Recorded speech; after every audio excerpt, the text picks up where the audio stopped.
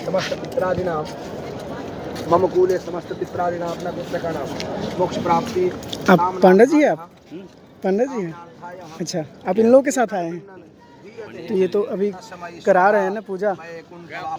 विघ्न डालना सही नहीं है ना? हाँ, विघ्न डालना सही नहीं है। इनकी ले लो भैया, ये अयोध्या जी से आए। अच्छा, अयोध्या जी से। इनसे पूछो। आप सभी लोग कहाँ से आए हैं? सब अयोध्या जी से हैं। अयोध्या जी से। इनके ही पिताजी हैं, ये हैं। अच्छा अच्छा, इनसे पूछो, सब बताएंगे हमें। विघ्न मत करो अभी। हाँ भैया, हो गए अपने, हो गए। अब धर्म पिता। तो आप अयोध्या से आए हैं ना? जी हाँ, अयोध्या में कहाँ से हो आप? अयोध्या प्लस नैमिष क्षेत्र रामचरितमानस में लिखा गया है। पूज्यपाद गोस्वामी तुलसीदास जी महाराज ने लिखा है कि तीरथ वर नैमिष विख्याता अति पुनीत साधक सिद्धिदाता। जी जी, तीर्थों में जो है तीर्थ वरेण्य है नैमिषारण्य जी। तो हमारी जो जन्मभूमि है वो नैमिषारण्य की है और कर्म भूमि श्री अयोध्या धाम है। मनवंतरम सहस्रेषु काशी वासेन यत् फलम तत्फलम मात्र सरयू दर्शनेन। वो अयोध्या, अयोध्या का नाम अवध, जहाँ पर काम नहीं, क्रोध नहीं, लोभ नहीं, मोह नहीं। जी बताएं। जहाँ पे काम, क्रोध, लोभ, मोह ये कुछ भी नहीं है, वो अवध है। अवध है, उसी को अयोध्या कहते हैं। अयोध्या के 3 नाम, अवध, साकेत, अयोध्या। जी जी, जहाँ किसी भी प्रकार का राग द्वेष न हो वो अवध है। अवधपुरी, भगवान ने चित्रकूट की भूमि पर कहा था, अवधपुरी मम पुरी सुहावनी, उत्तर दिश बह सरयू पावनी। तो मैं अयोध्या से हूँ। अयोध्या से। बहुत ही अच्छा आपने अयोध्या के बारे में अपना विचार प्रकट किया। जी, अच्छा, सीता जी के बारे में क्या जानते हैं, बताइए। देखिए वो आदि जगत जननी पराम्बा जगदम्बा है जी जो स्वयं में शक्ति स्वरूपा हैं जी और भगवान नारायण की अर्धांगिनी है जी जी, और राजा जनक की सुपुत्री है। सुपुत्री है। जी जी, सर्वस रामचरितमानस में एक श्लोक है शुरुआत में ही कि सर्वस श्रेयस करीम सीताम नतोहम राम वल्लभाम। आइए आइए आइए, आ जाओ इधर। ठीक। जो माँ जगत जननी सीता हैं वो शक्ति स्वरूप है, आदि शक्ति। वही दुर्गा हैं, वही काली हैं, वही भद्रकाली हैं, वही मंगला गौरी हैं।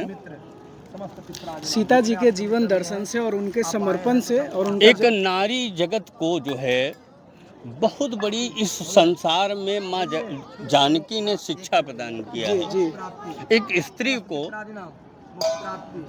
कन्या माँ जानकी ने दोनों कुलों को पवित्र किया, बिल्कुल। अपने पितृकुल को भी पवित्र किया और अपने पति कुल को भी पवित्र किया।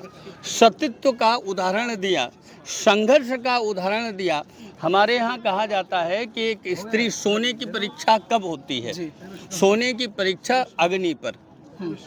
एक शूरवीर क्षत्रिय की परीक्षा कब? रण संग्राम में। एक ब्राह्मण की परीक्षा कब? की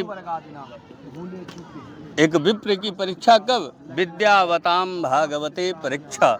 जब शिखंडी छंदों के सुंदर सुंदर श्लोकों का ब्राह्मण उच्चारण करता है, व्याकरण की दृष्टि से व्याकरण पढ़ा होता है, व्याक्यन्ते व्युत्पादन्ते शब्दानेन इति व्याकरणम, तो उस ब्राह्मण की परीक्षा। और एक स्त्री की परीक्षा जब उसका पति विपत्त काल में हो तो वो स्त्री अपने पति से कंधा मिलाकर उन विपत्तियों का सामना करे। वो स्त्री है, वो नारी है, वो अम्बा है, वो जगदम्बा है। तो माँ सीता ने यही सुंदर उदाहरण प्रस्तुत किया था। जी जी, सीता मैया का जन्मभूमि जगत विख्यात है, जगत मिथिला, विख्यात है, जनकपुर। जी, जनकपुर। हाँ। और सीतामढ़ी कभी पधारे हैं आपकी? नहीं नहीं, मेरा तो जाना दरभंगा तक हुआ है। अच्छा। सीतामढ़ी जाने का सौभाग्य अभी तक प्राप्त नहीं हुआ। सीतामढ़ी में आपके पूरा परिवार सहित आमंत्रित करता हूँ। अरे वाह मेरे सीतामढ़ी में पधारे, मेरा बहुत। सब कुछ है वहाँ पे। बहुत जितना दिन आपको रहना है वहाँ रहे, खाए पिए, है ना, कोनो दिक्कत नहीं। चलिए, वहाँ जो भी होगा सब मैं देखूंगा अरे आपका, है वाह, ना। बहुत बहुत है सुंदर, ना? बहुत सुंदर, बहुत तो सुंदर। जरूर आए अपने पूरे परिवार सहित, है ना। हाँ। क्योंकि देखिए सीता मैया जी के बारे में भी आपने बहुत ही अच्छे से विचार अपना प्रकट किया, राम जी के बारे में, अयोध्या के बारे में बहुत अच्छे से बताया, राम जी के बारे में बहुत लोग जान चुके हैं। एक चीज और बतावें, जी जी फिर तो आप हमारे रिश्तेदार हो गए। जी। अब कैसे? कैसे? हम तो हैं पिता के यहाँ से जी और आप हो माता के यहाँ जी, से, जी। तो हो सकता है कि मामा के लड़के हो या स्वयं में मामा हो। ठीक है, अयोध्या वासी तो भगवान राम जी की ससुराल थी, इसलिए आप तो हमारे रिश्तेदार हैं। जी, जी, जी। समस्त और हम जनक हमेशा आमंत्रित करते हैं बहुत सारे लोगों को। मैं खुद भारत यात्री हूँ, जी, है ना, बहुत सुंदर, बहुत पूरा भारत भ्रमण करता हूँ। भारत देखिए एक दर्शन है, जी भारत एक शास्त्र है, जी भारत कोई देश नहीं है, भारत एक स्वयं में जीवंत है जी जी जीने का। और जो भारतीय संस्कृति है, जो भारतीय संस्कार है, ये अतुलनीय है, अमूल्य है। आप विश्व में कहीं पे आप इंग्लैंडियन बन सकते हो, आप अमेरिकन बन सकते हो, लेकिन आपको एक भारतीय बनने में बहुत सारे तत्वों का समावेश करना पड़ेगा अपने जीवन के अंदर।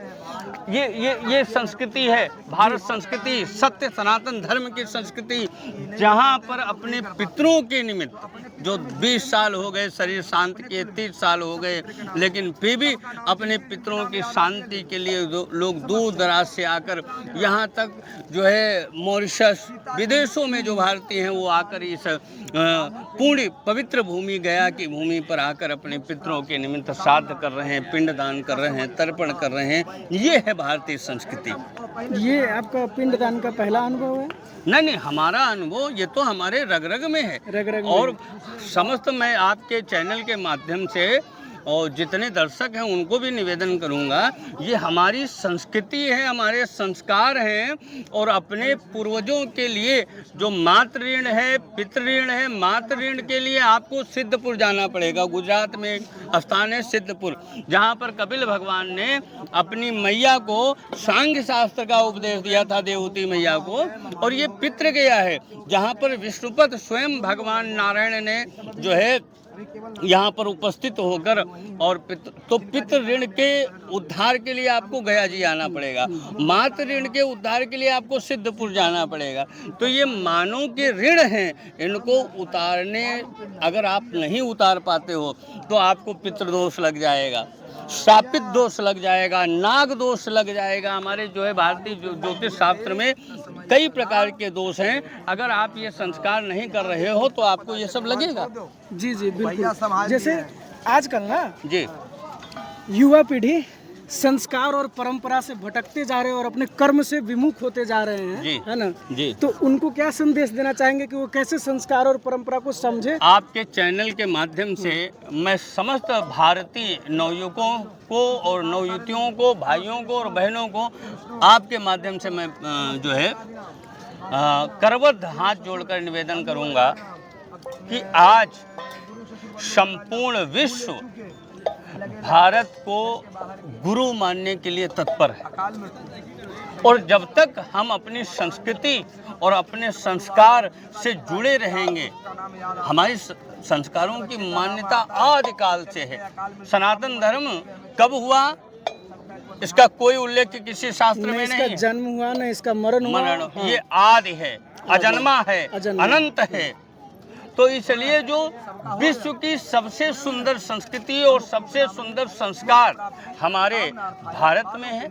हमारे मस्तक पे तिलक होना चाहिए, हमारे सिर पे चोटी होनी चाहिए, हमारे गले में तुलसी की माला होनी चाहिए, घर पे तुलसी का वृक्ष होना चाहिए, घर पे हमारे गौ होना चाहिए। ये भारत की संस्कृति और भारत के संस्कार हैं। आज उन शिक्षकों को या घर में जो माता पिता है उनको आप क्या संदेश देना चाहेंगे? मैं भारतीय जितने भी शिक्षक बंधु हैं, हमारे यहाँ गुरु परंपरा है जी। गुरुर् ब्रह्मा गुरुर्विष्णु गुरुदेवो महेश्वरा गुरु साक्षात परब्रह्मा तस्मै श्री गुरुवे नमः। एक सूत्र के माध्यम से मैं निवेदन करना चाहूँगा, सरस्वती ज्ञान खले प्रदीपः।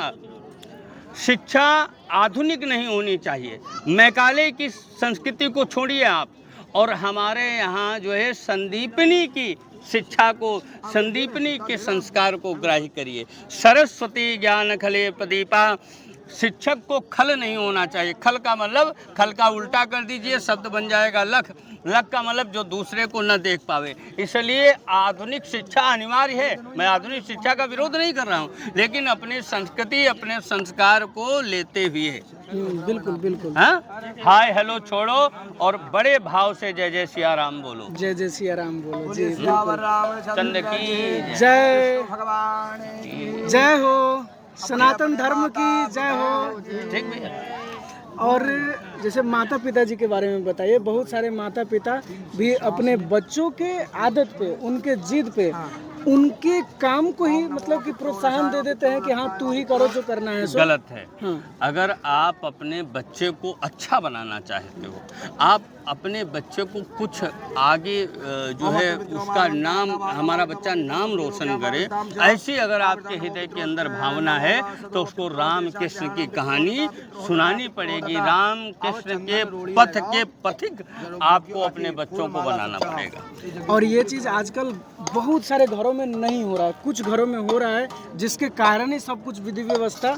देखिए, हमने आपसे अभी निवेदन किया है कि मैकाले की संस्कृति को अगर ग्राह्य होगा, कोई भी परिवार ग्राह्य करेगा, कोई घर उसको अपनाएगा, तो वहाँ पे आप अपने मूल जड़ से कट जाओगे। बिल्कुल बिल्कुल जी, ठीक है। अपने आपका अस्तित्व नष्ट हो जाएगा। श्रीमद् भागवत गीता में श्री कृष्ण श्रीमद् भगवत गीता। जी जी श्रीमद् भगवत गीता में श्री कृष्ण बराबर मतलब कि यही समझाते हैं कि have a right to action not to the results, है ना। कर्म करो, फल की आशा छोड़ दो। लेकिन कर्म को और फल को आदमी बहुत जोर के अब देखने लगा है। देखिए, कर्मण्ये वादिका रस्ते माँ फलेषु कदाचन। भगवान ने गीता में कहा है कि कर्मण्ये वादिका रस्तु माँ फलेषु कदाचन। भगवान ने ये भी तो कहा है कि आप सब कुछ छोड़ो। जब आप सब कुछ छोड़कर मेरे को भजोगे या मेरे को अपने आप को समर्पण कर दोगे, तो भगवान ने कहा योगक्षेमम वहाम्यहम्। फिर वो जो फल है वो मैं आपको स्वतः प्राप्त करा दूंगा। उसके लिए आपको भटकना नहीं पड़ेगा। शरणागति सकदेव, वाल्मीकि रामायण में आया है कि सकदेव प्रपन्नाय तवास्मीति न याचते अभयम सर्वभूतेभ्यो ददामि तद्वितामम। जब जीवात्मा परमात्मा के प्रति समर्पण का भाव ला देता है तो उसको भटकना नहीं पड़ता। बिल्कुल समर्पण होना चाहिए। हाँ। बिना समर्पण का उस भक्ति को हम समझ नहीं पाएंगे, उस भक्ति में डूब नहीं भक्ति पाएंगे। का मूल मंत्र है शरणागति। भक्ति में आकांक्षा नहीं, भक्ति में इच्छा नहीं, भक्ति में लोभ नहीं, भक्ति में तमन्ना नहीं। किसी ने लिखा है बहुत सुंदर, तेरी तमन्नाओं ने तुझको अंधा बना दिया, वरना तू ही खुदा होता। जी जी बिल्कुल। आजकल पता है युवा लोग जो ये पूजा पाठ जो सब हो रहा है ना, उसको भी मतलब कि खेला समझ रहा है। हाँ, आधुनिकता में ला रहे हैं। लेकिन उनके लिए भी आपको बता दें, कोई भी पूजा पाठ, कोई अनुष्ठान, कोई यज्ञ, कोई तपस्या मनोमुखी होकर मत करिए। हमारे यहाँ गुरु परंपरा है, जब तक गुरु का आदेश ना हो तब तक श्री हनुमान चालीसा का भी पाठ नहीं करना चाहिए। और अगर आप उसका पाठ कर रहे हो तो उसकी कोई फलश्रुति नहीं। इसलिए जीवन में एक कंथ होना चाहिए, एक पंथ होना चाहिए, एक ग्रंथ होना चाहिए, एक गुरु होना चाहिए। गुरु होना चाहिए, गुरु जब सबसे तक जरूरी है। जीवन में गुरु नहीं होगा तब तक आपका जो लक्ष्य है उसकी आप प्राप्ति नहीं कर पाओगे। नहीं हो पाएगा। नहीं, गुरु जरूरी है। हाँ, गुरु बिन भवनिधि तरह न कोई, जो बिरंच शंकर सम होई। जी बिल्कुल।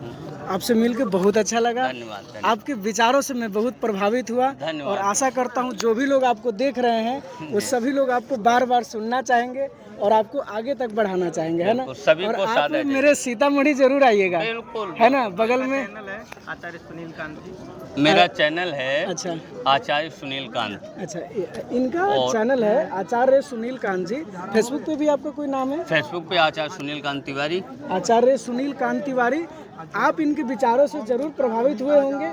अगर प्रभावित हुए, अगर हुए ही होंगे आप लोग, है ना, तो आप इनके चैनल को आचार्य सुनील कांत तिवारी, नहीं, आचार्य सुनील कांत, केवल आचार्य सुनील कांत, हाँ, आप इनको सर्च करेंगे और इनके प्रोफाइल पे जाएंगे, इनके चैनल पे जाएंगे और इनको ज़्यादा से ज़्यादा आगे बढ़ाएंगे। क्योंकि ऐसे ही लोग हैं जो हमारे संस्कार और परंपरा के बारे में सही मायने में समझते हैं कि उसका असली मतलब क्या है और हम लोगों को जागरूक करते हैं। तो जो लोग जागरूक करें, जो लोग अवेयरनेस फैलाए है ना, तो डोंट स्टॉप अवेयरनेस। मैं बराबर बोलता हूँ कि ये जागरूकता बंद नहीं होनी चाहिए। तो ऐसे ही लोगों के कारण जागरूकता जारी है, ना तो जागरूकता खत्म हो जाएगा तो ऐसे ही सब लोग कर्म से विमुख हो रहे हैं, है ना।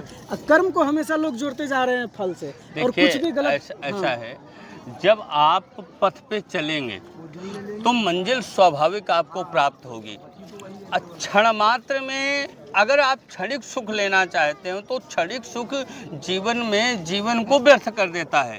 इसलिए कर्म को बड़े भाव से करते रहें, फल से रहित होकर, और अपने आप को परमात्मा को समर्पण का भाव। हाँ, ये नहीं कि हमको कुछ मिलेगा, नहीं हाँ, याचना भाव नहीं, समर्पण। मेरा जीवन जीने का भी तरीका बिल्कुल चेंज हो गया। कोई फल की चिंता नहीं है, अपना कर्म कर रहे हैं बस और समर्पण भाव से। बहुत सुंदर। हाँ, क्योंकि समर्पण ना होगा तो लोभ, लालच, क्रोध, बहुत सारा चीज़ है जो हमको विमुख करेगा। बिल्कुल सही चीज़ पर हम नहीं पहुंचेंगे, किसी के बात से भटक जाएंगे, परमात्मा में ध्यान न लगेगा, है ना। तो समर्पण बहुत ज़रूरी है। बिल्कुल। आपको जो चीज़ पाना है उसके लिए समर्पण बहुत ज़रूरी है। Dedication is very necessary. तो आपसे अच्छा लगा बात करके, परमात्मा का कृपा हुआ तो आपसे फिर मिलेंगे हम, है ना। ठीक है जी, ठीक।